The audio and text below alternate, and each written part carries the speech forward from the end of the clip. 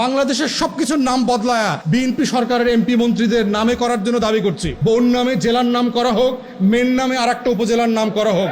এই বাপের দেশ করতে গিয়া কিন্তু আওয়ামী লীগের শেখ হাসিনার পতন হয়েছে। লাখো শহীদের রক্তে কেনা দেশটা কারো বাপের না। অতএব আগামী দিনে তোমরা যাদের বিয়ে শাদী করবা, কারা কোন বর্ডারে থাকতেছো তাদের পোলাপানের নাম ঠিক করে রাখবা এখন থেকে। দিন শেষে এইটা তোমাদের লড়াই। রাষ্ট্রর কাছ থেকে তোমাদের হিস্সা যদি তোমরা বুঝে নিতে না পারো, এই রাষ্ট্র তোমাদেরকে হিস্সা দেবে না, এবং দেবে না যে সেটা বারবার প্রমাণিত হচ্ছে। এই জন্য এই সোনার বাংলায় বদিরা এমপি হয়, বড় বড় টাউট বাটপাররা মন্ত্রী হয়, ক্লাউন হয়। বাংলাদেশে ইউনিয়ন মন্ত্রীরা লিখে নিয়ে যাচ্ছে তাদের ছেলেদের নামে। কিরকম সোনার বাংলা তোমরা দেখছো না, ছেলের নামে। অতএব আগামী দিনে তোমরা যাদের বিয়ে শাদী করবা, কারা কোন বর্ডারে থাকতেছো তাদের পোলাপানের নাম ঠিক করে রাখবা এখন থেকে। কে কোন নদীর পারে থাকো, কে কোন জেলায় থাকো, কে কোন জেলার কোন সীমান্তে থাকো, সেইটা মাথায় রেখে পোলাপানের নাম ঠিক করবা।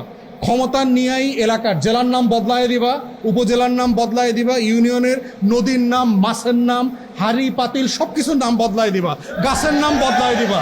বাংলাদেশের রাস্তাঘাট যা কিছু আছে, ফল টল সব, বাংলাদেশের সব কিছুর নাম বদলায়া বিএনপি সরকারের এমপি মন্ত্রীদের নামে করার জন্য দাবি করছি আজকের এই প্রোগ্রাম থেকে আমরা।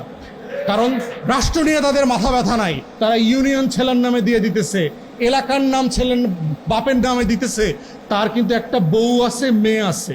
আমরা দাবি করতেছি মাননীয় মন্ত্রীর বোন নামে জেলার নাম করা হোক, মেন নামে আরেকটা উপজেলার নাম করা হোক। এই উপজেলার নাম, জেলার নাম আমরা মানি না। এই হচ্ছে সোনার বাংলা, আমার বাপের দেশ। এই বাপের দেশ করতে গিয়া কিন্তু আওয়ামী লীগের শেখ হাসিনার পতন হয়েছে। মাননীয় মন্ত্রী মাথায় রাখেন, লাখো শহীদের রক্তে কেনা দেশটা কারো বাপের না। এটাই হলো ২৪-এর স্লোগান। দেশটা বাপের বানানোর চেষ্টা করবেন না। দেশটা যাদের, তাদের হাতে দেশটা বুঝিয়ে দেন। এই একই মন্ত্রীর ছেলে বিনা ভোটে বা বিএনপির বাবার দোয়া ক্রিকেট বোর্ডের সদস্য পর্যন্ত পরিচালক হয়েছে। ২৪ ঘন্টা পরে আবার রিজাইন করছে।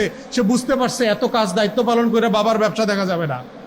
অতএব এই যে নেপোকিসদের হাতে, সোনার বাংলার এই বনেদি পরিবারের হাতে, ছেলে মেয়েদের হাতে বাংলাদেশ বিক্রি করে দিচ্ছে। আর তোমরা যদি সেই রাষ্ট্রের হিস্সা বুঝে না নাও, সেই বাংলাদেশ তোমাদের হবে না।